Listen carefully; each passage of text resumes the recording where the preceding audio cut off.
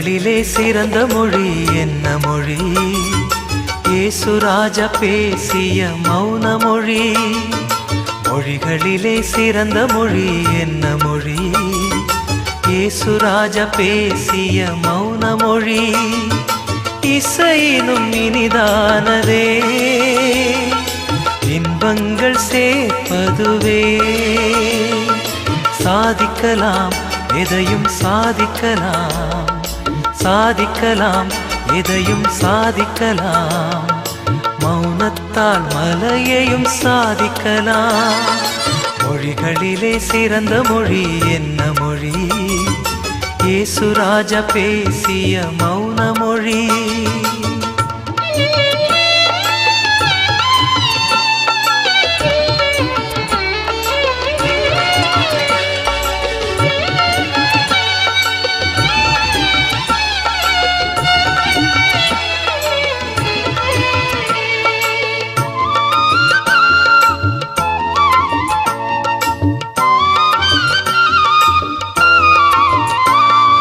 பேசும் திறன் இருந்தும் பயனற்ற சொல் எதும் பேசாது இருப்பது மௌனமாகும்.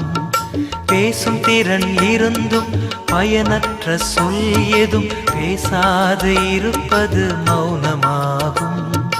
ஒரு கன்னம் அடித்தால் மறு கன்னம் காட்டுவது மௌனத்தில் சிறந்த மௌனமாகும்.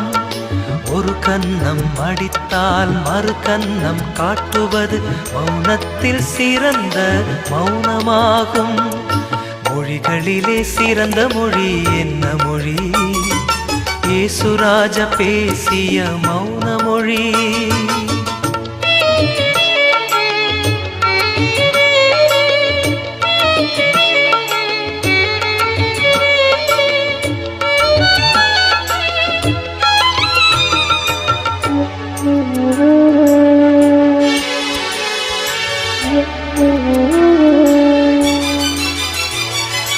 அரட்டை அறிவீனம் மௌனம் தெய்வீகம் போற்று போற்று மௌனம் போற்று.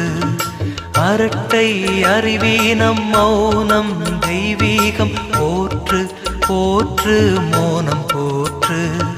பேசுவதால் விதைக்கிறோம், மௌனத்தால் அறுக்கிறோம். மௌனத்தின் முன்னே நிற்பவர் யார்? பேசுவதால் விதைக்கிறோம், மௌனத்தால் அறுக்கிறோம். மௌனத்தின் முன்னே நிற்பவர் யார்? மொழிகளிலே சிறந்த மொழி என்ன மொழி? இயேசுராஜா பேசிய மௌன மொழி.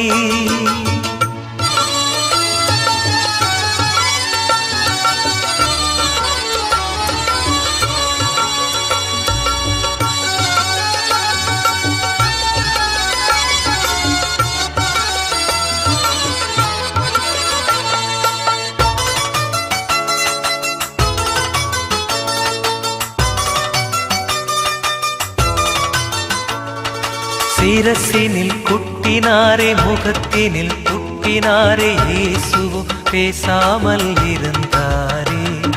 சிரசினில் குட்டினாரே முகத்தினில் துப்பினாரே, இயேசுவும் பேசாமல் இருந்தாரே.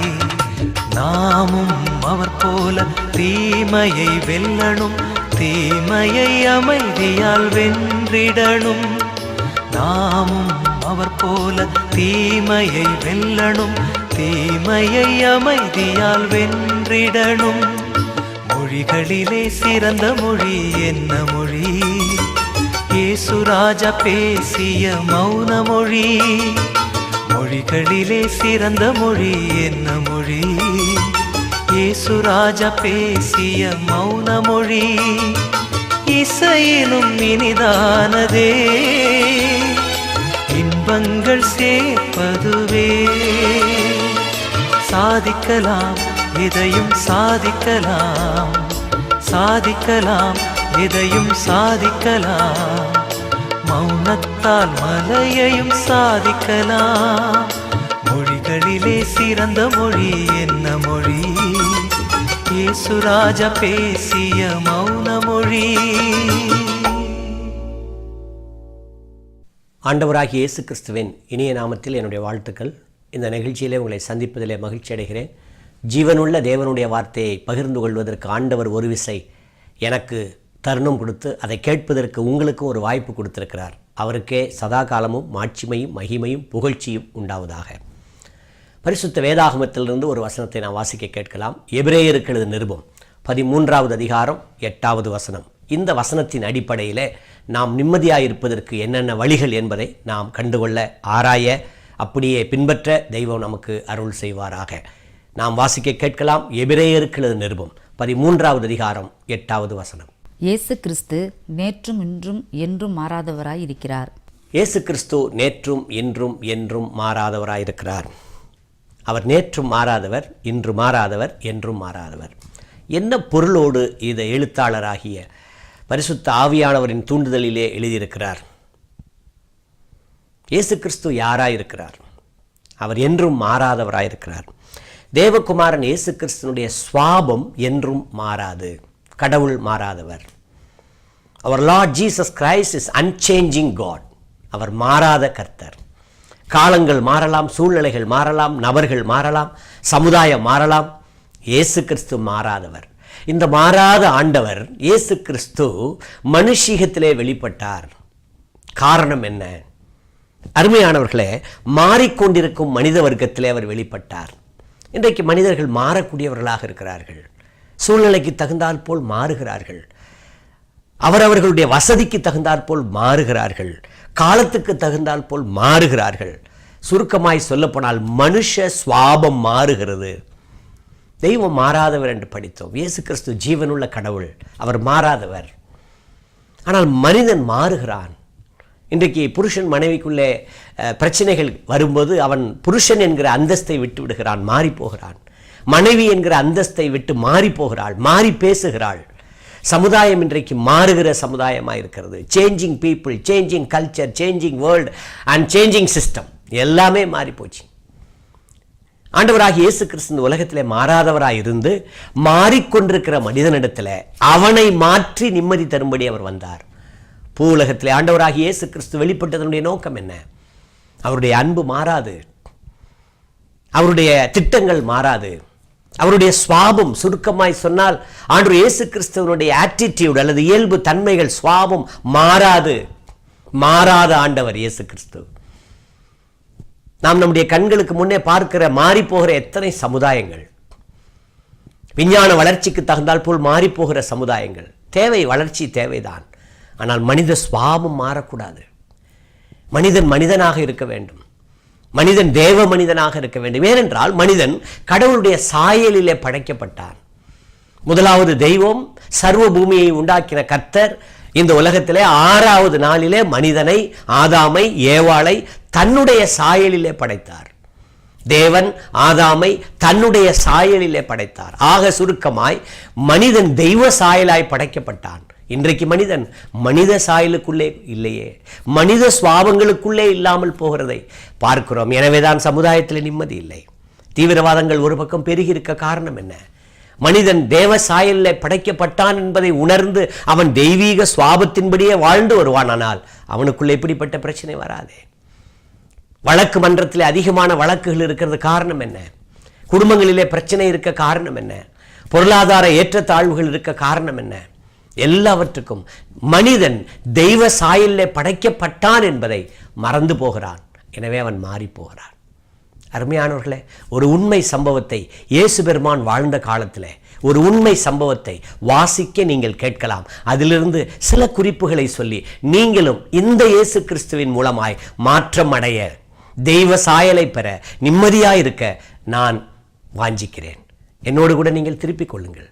மார்க்கு சுவிசேஷம் 5வது அதிகாரம் 1 முதல் 8 வசனங்களை நான் வாசிக்க கேட்கலாம்.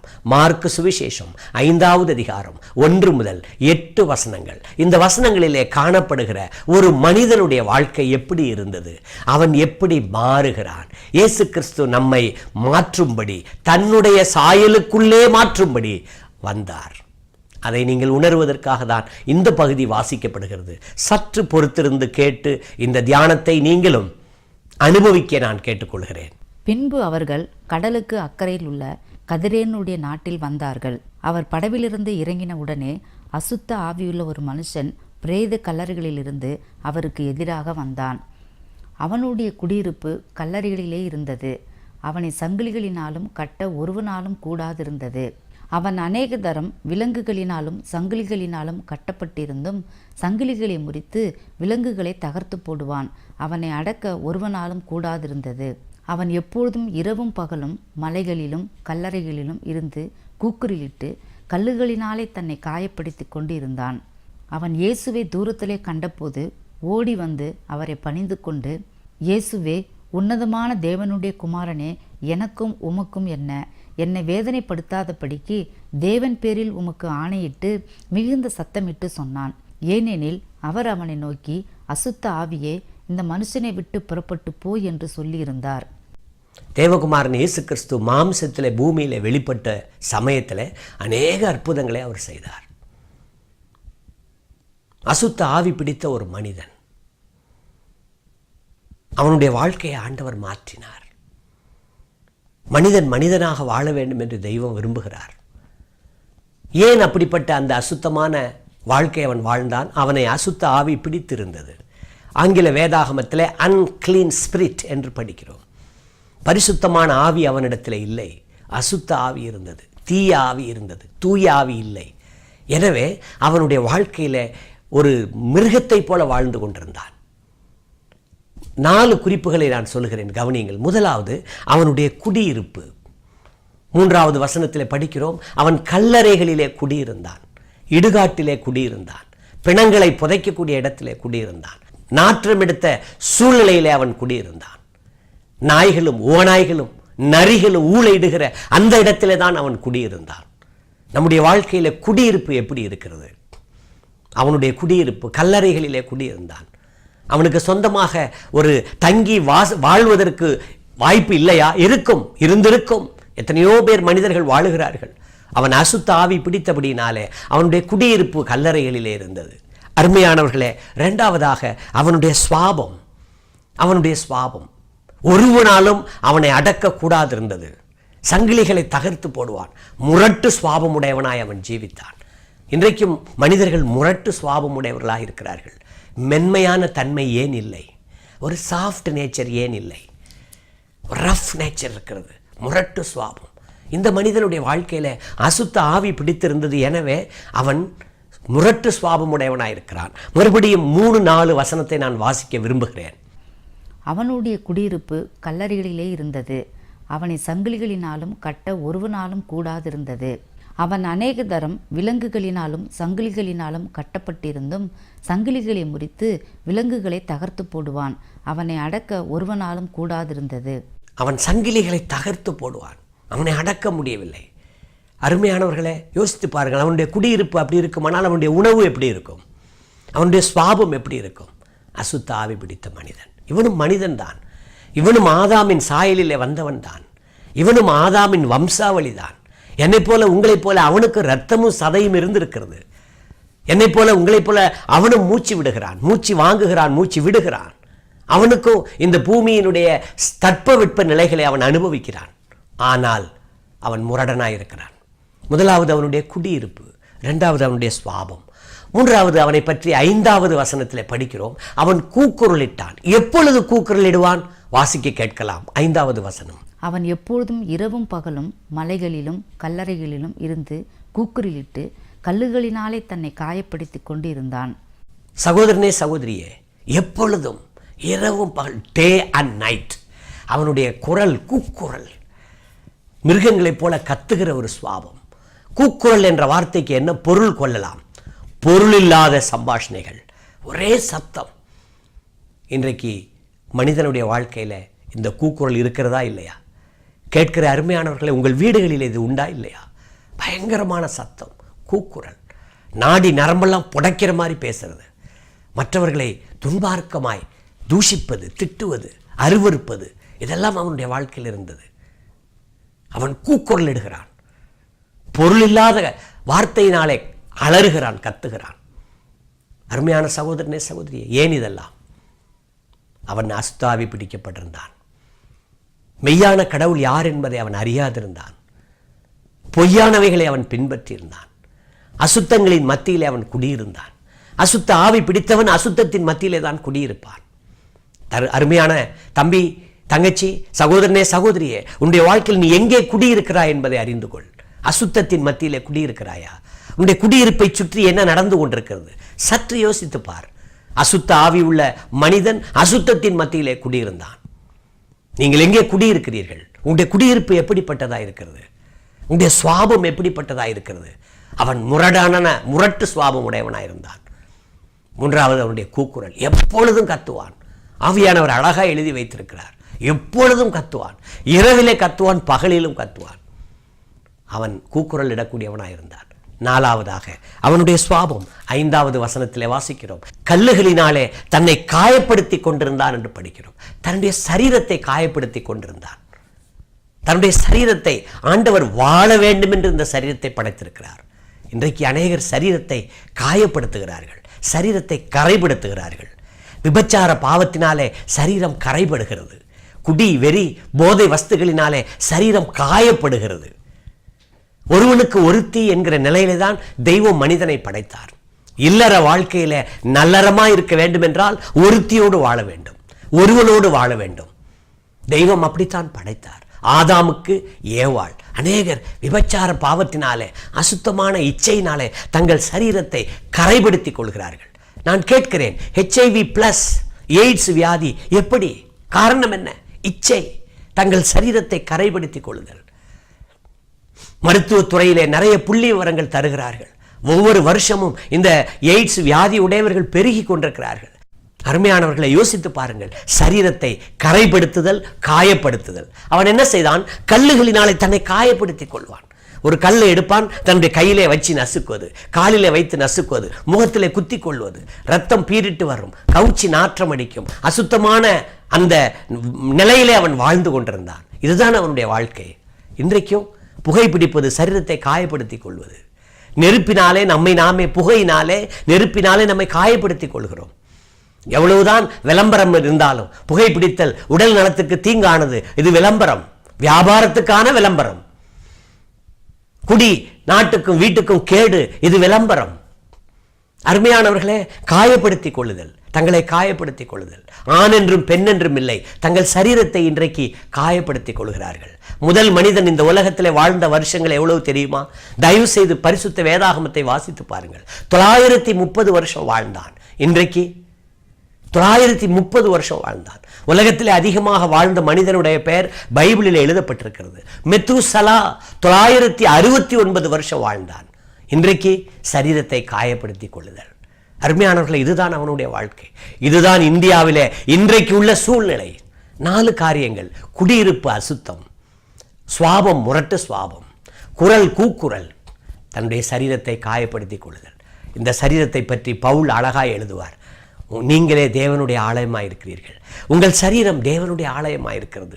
You are the temple of God, you are the temple of living God என்று எழுதுவான். நீங்களே ஜீவனுள்ள தேவனுடைய ஆலயம் என்று எழுதுவான். இந்த சரீரம் ஒரு ஆலயத்தை போன்றது.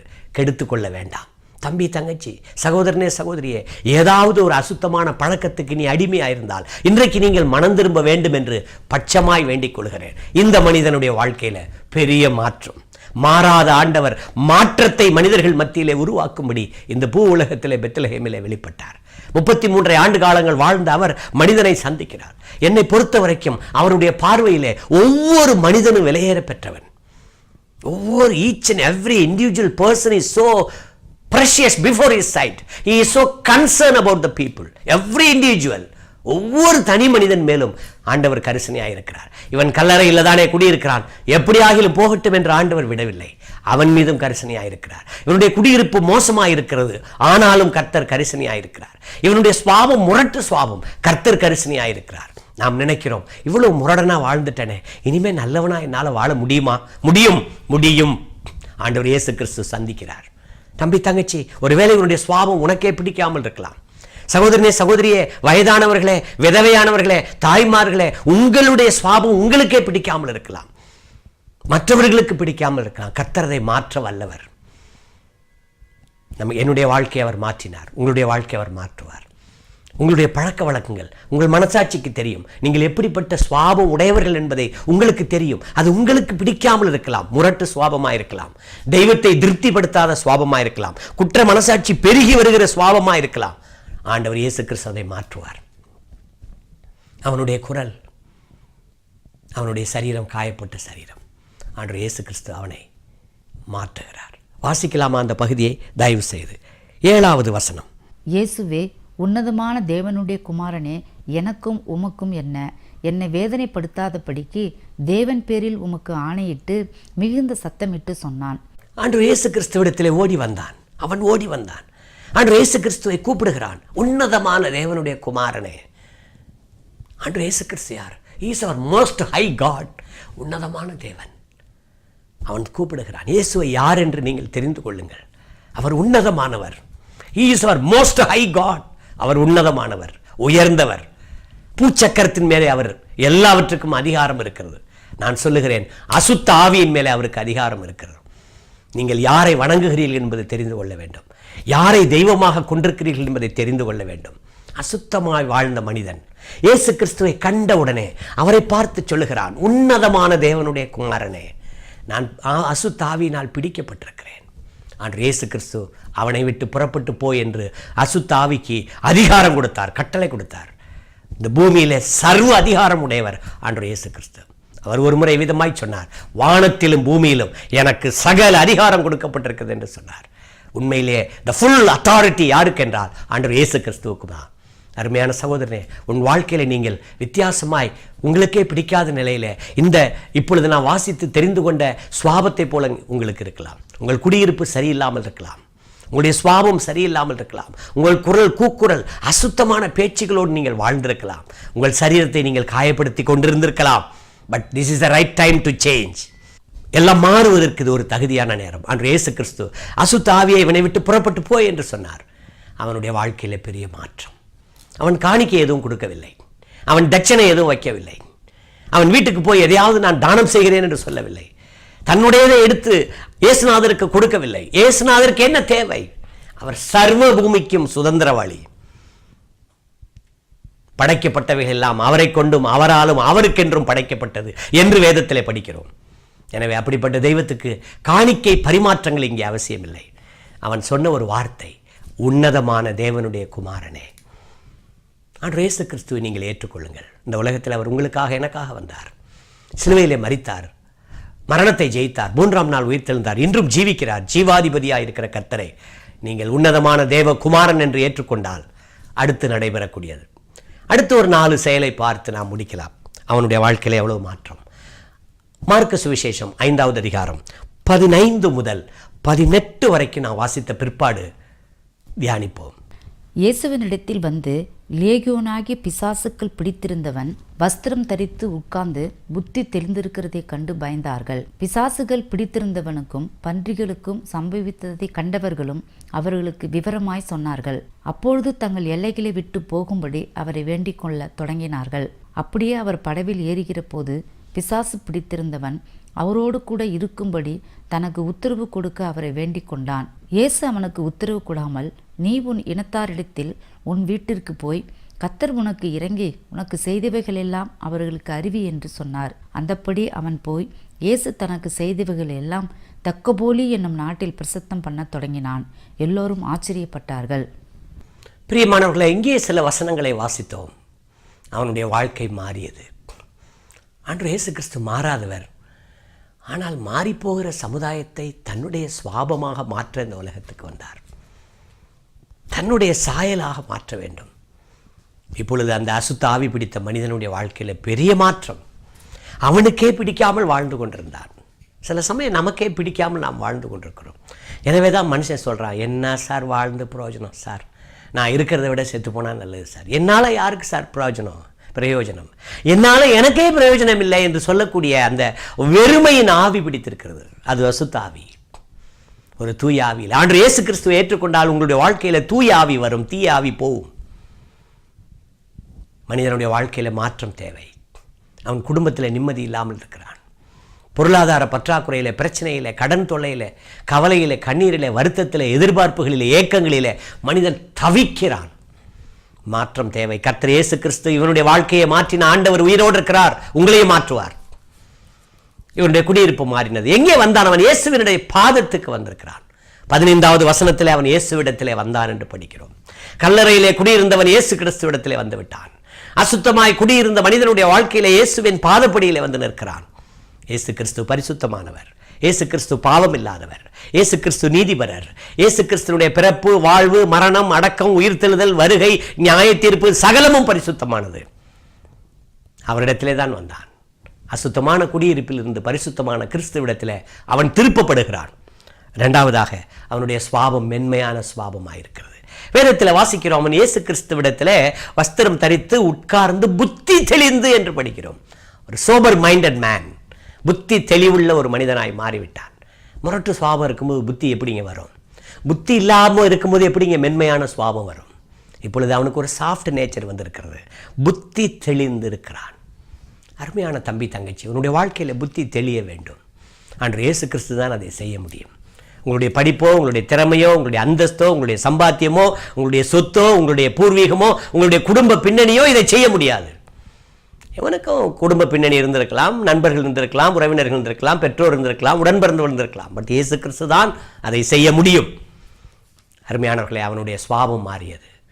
கல்லறையில் இருந்தவன், அசுத்தமாய் வாழ்ந்தவன் கிறிஸ்துவிடத்திலே வந்து விட்டான். முரட்டு சுவாபமுடைய மனுஷன் புத்தி தெளிந்து மென்மையான சுவாபமுடையவனாக இருக்கிறான். அடுத்து அவனுடைய குரல் எப்படி பேசுகிறான்? ஆனால் இயேசு கிறிஸ்துவிடத்திலே அவன் விதமாய் பேசுகிறான். 18ஆம் வசனத்திலே வாசிக்கிறோம், அப்படியே அவர் படவில் ஏறுகிற பொழுது பிசாசு பிடித்திருந்தவன் அவரோடு கூட இருக்கும்படி தனக்கு உத்தரவு கொடுக்க அவரை வேண்டிக் கொண்டான். ஏசப்பாவை பார்த்து கேட்குறான், ஆண்டவரே நானும் உங்கள் கூட வந்துட்டுமான்னு கேட்குறான். வெரி மீனிங்ஃபுல் கான்வர்சேஷன், ஒரு உரையாடல். அர்த்தமுள்ள பேச்சு பேசணுங்க, தேவையில்லாத பேச்சு பேசக்கூடாதுங்க. அது அசுத்தாவி பிடித்த மனிதன் பேசுகிற பேச்சு. இப்பொழுது அவன் பொருளோடு பேசுகிறான், அர்த்தத்தோடு பேசுகிறான், பேச வேண்டியவனிடத்தில் பேசுகிறான், பேச வேண்டியதை பேசுகிறான். என்ன பேசினான்? நானும் உங்க கூட வந்துட்டுமா? அப்படின்னா என்னங்க அர்த்தம்?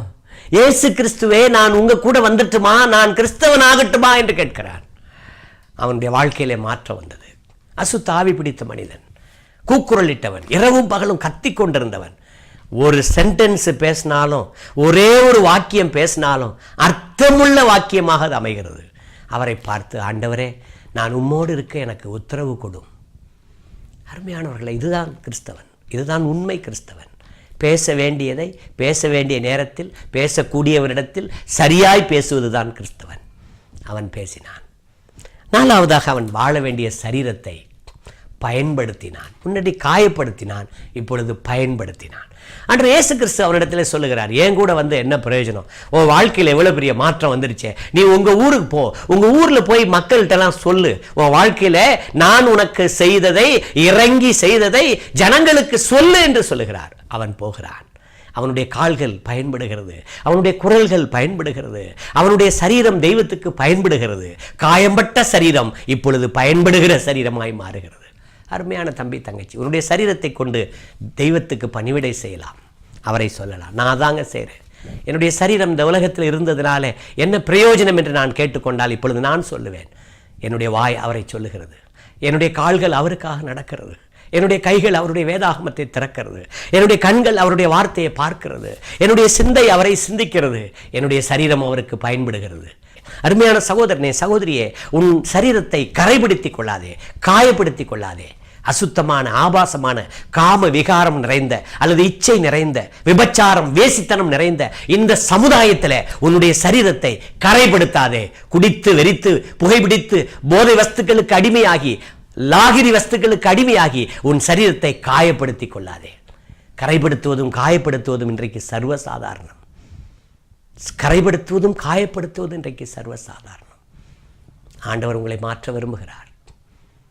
அவனுடைய காயம்பட்ட சரீரம் இப்பொழுது பயன்படுகிற சரீரமாய் மாறி போனது. அவன் ஒரு ஆண்டவர் அவனிடத்தில் சொல்லுகிறார், உன்னுடைய ஊருக்கு போ, உன்னுடைய இனத்தாரிடத்தில் போ, நான் உனக்கு இறங்கி செய்ததை சொல்லு. அவன் போகிறான் போகிறான் சொல்லிக்கொண்டே போகிறான். பிற்பாடு அவன் கல்லறைக்கு போனான் என்று வேதத்திலே வாசிக்க முடியாது. பிற்பாடு அவன் கூக்குரலிட்டான் என்று வேதத்திலே வாசிக்க முடியாது. பிற்பாடு அவன் முரடனாய் இருந்தான் என்று வேதத்திலே வாசிக்க முடியாது. பிற்பாடு கல்லுகளினாலே தன்னை காயப்படுத்தி கொண்டான் என்று வாசிக்க முடியாது. காரணம், அவன் மாறினான். அன்று இயேசு கிறிஸ்து அன்புள்ள தெய்வம். அவர் நேற்றும் இன்றும் என்றும் மாறாதவர். முதல் நூற்றாண்டிலே இந்த மனிதனுக்கு செய்த அதே தெய்வம் உயிரோடு இருக்கிறார். உங்கள் வாழ்க்கையிலும் செய்வார். நீங்கள் செய்ய வேண்டியது என்னவென்றால், உன்னதமான தேவனுடைய குமாரனே, அதுதான் நீங்கள் செய்ய வேண்டியது. உன்னதமான தேவனுடைய குமாரனே, எனக்காக சிலுவையிலே மரித்தீர், மரணத்தை ஜெயித்தீர், நான் நம்புகிறேன் என்று சொன்னால் போதும். அவரை நம்பி அவன் வந்தான். ஆண்டவர் அவனை வெறுமனே விடவில்லை. அவனை கனம் பண்ணி கௌரவப்படுத்தி மேன்மைப்படுத்தி அனுப்புகிறார். தம்பி, தங்கச்சி, உன்னுடைய வாழ்க்கையில் நீ கௌரவமாக வாழணும்னு விரும்புறியா? மாற்றம் வர வேண்டும் என்று நீ விரும்புகிறாயா? தெய்வம் உன்னை நேசிக்கிறார். Jesus loves you. ஆண்டவர் இயேசு கிறிஸ்து உன்னை நேசிக்கிறார். அவனை நேசித்தார், அவனை மாற்றினார். அவர் மாறாதவர், உன்னை நேசிக்கிறார். நேற்று மாறாதவர், இன்று மாறாதவர், நாளையும் எப்பொழுதும் அவர் மாறாதவர், உன்னை நேசிக்கிறார். ஆண்டவர் இயேசு கிறிஸ்துவிடத்தில் நீங்கள் வரலாம். வேதனையோடு நீங்கள் இருக்கலாம். உங்கள் வாழ்க்கை உங்களுக்கே பிடிக்காமல் இருக்கலாம். மற்றவர்களை சில சமயத்தில் நீங்கள் ஒப்பிட்டு பார்ப்பீர்கள். அவன் படிச்சிருக்கிறான், நான் படிக்கலை, பாரு அவனு வசதி இருக்குது, எங்கள் அப்பா ஏன் நான் என்ன பெற்றாரோ என்று நீங்கள் சொல்லலாம். ஏன் இந்த குடும்பத்தில் நான் பிறந்தேன் என்று ஏங்கி தவிக்கலாம். மற்றவர்களால் நீங்கள் காயம்பட்டிருக்கலாம். உங்களுடைய சொந்த பழக்க வழக்கத்தினாலே உங்களுக்கு காயம்பட்டிருக்கலாம். சரீர காயம் இல்லாவிட்டாலும் மனக்காயம் உங்களுக்கு இருக்கும். ஆண்டவர் இயேசு கிறிஸ்து காயம்பட்ட சரீரத்தை பயன்படுகிற சரீரமாய் மாற்றுவார். இந்த மனிதன் பயன்பட்டான். அவன் போன இடத்துக்கு பெயர் தெக்கப்போலி என்று படிக்கிறோம். தெக்கப்போலி என்றால் 10 பட்டணம் என்று அர்த்தம். ஒரு கல்லறையிலே குடியிருந்தவன் 10 பட்டணங்களுக்கு தகவல் சொல்லக்கூடிய நல்ல மனிதனாக மாறுகிறான். கிறிஸ்துவை அறிவிக்கக்கூடிய மனிதனாக மாறுகிறான். சகோதரனே, உன் வாழ்க்கையில் இந்த மாற்றம் தேவையா? மாறாத ஆண்டவர் இயேசு கிறிஸ்துவை நீங்கள் விசுவாசித்தால் போதும். வேறொரு நிபந்தனை இல்லை. No other terms and conditions. நிபந்தனை அல்ல, நிபந்தனை அல்ல. உன்னதமான தேவனுடைய குமாரனே போதும். உங்கள் வாழ்க்கையில் அதை நீங்கள் செய்வீர்களா? ஒரு நிமிஷம் கண்களை மூடியிருப்போம். ஜெபித்து நாம் நிறைவு செய்ய போகிறோம். எங்களை நேசிக்கிற நல்ல தகப்பனே, இந்த வேலைக்காக நன்றி சொல்லுகிறோம். தகப்பனே, இயேசு கிறிஸ்து நேற்றும் இன்றும் என்றும் மாறாதவர் என்கிற வசனத்தை கொண்டு நாங்கள் சிந்தித்தோம். ஓ கர்த்தாவே, உம்முடைய சுவாபம் மாறவில்லை, உம்முடைய அன்பு மாறவில்லை, உம்முடைய திட்டம் மாறவில்லை, உம்முடைய பரிசுத்தம் மாறவில்லை. எங்கள் மீது செய்ய வேண்டிய, எங்கள் மீது வரவேண்டிய ஆக்கினை தீர்ப்பெல்லாம் நீர் சுமந்து கொண்டீர் என்பது மாறவில்லை. தகப்பனே, உம்மை வாழ்த்துகிறோம். முதல் நூற்றாண்டிலே ஒரு மனிதனை நேசித்து அவனுடைய குடியிருப்பை மாற்றி, சுவாபத்தை மாற்றி, குரலை மாற்றி, அவனுடைய சரீரம் பயன்படக்கூடிய சரீரமாய் மாற்றின அதே அன்புள்ள தெய்வம் நீர் மாறவில்லை. உம்மை வாழ்த்துகிறோம். தகப்பனே, இந்த செய்தியை கேட்கிறவர்களுடைய வாழ்க்கையில் தேவனே, உம்முடைய அன்பை விளங்கி கொண்டு அவர்கள் மாற்றம் பெற உதவி செய்யும். குடியிருப்பு, சுவாபம், குரல், காயம்பட்ட சரீரம், இப்படிப்பட்ட நிலையிலே மனிதர்கள் இருக்கிறார்கள். ஆண்டவரே, சரீரத்தில் காயம் இல்லாவிட்டாலும் மனதிலே காயத்தோடு எத்தனை பேர் வாழ்ந்து கொண்டிருக்கிறார்கள். தகப்பனே, இந்த நிகழ்ச்சியை பார்க்கிறவர்களுடைய உள்ளம் மாறட்டும். ஆண்டவரே, அவர்களுடைய காயம்பட்ட சரீரத்தையும் காயம்பட்ட மனதையும் மாற்றி அவர்கள் உமக்கு பயன்படும் சரீரமாக மாற்றும். உம்முடைய அன்புக்காக நன்றி சொல்கிறோம். இந்த நிகழ்ச்சியை பார்க்கிறவர்களுடைய உள்ளங்களிலே நீர் கிரியை செய்யும். நீர் மாறாத கர்த்தர், நீர் கிரியை செய்வீர். நம்பிக்கையோடு உம்மை வாழ்த்துகிறோம். தகப்பனே, இந்த நிகழ்ச்சியை ஆசீர்வதிக்கிறீர். நன்றி சொல்லுகிறோம். எங்களை தாழ்த்தி ஒப்புக் கொடுக்கிறோம். எங்கள் ஜெபம் கேட்டதுக்காக நன்றி சொல்கிறோம். இறைமகன் இயேசு கிறிஸ்துவின் நாமத்திலே தாழ்மையோடு வேண்டுகிறோம் நல்ல பிதாவே. ஆமேன். தேங்க்யூ. God bless you. மேலும் ஜெப உதவிக்கு எங்களை தொடர்பு கொள்ளும் முகவரி: பெரம்பலூர் கிறிஸ்தவ சகோதர சபை, சர்ச் கார்னர், ரெங்கம்மாள் நகர் எதிர்ப்புறம், பெரம்பலூர் 621220. தொலைபேசி எண் 9842476624. ஞாயிறு ஆராதனை காலை 9:30 மணி முதல் 11:30 மணி வரை. புதன்கிழமை வேத ஆராய்ச்சி மாலை 6:30 மணி முதல் 8 மணி வரை.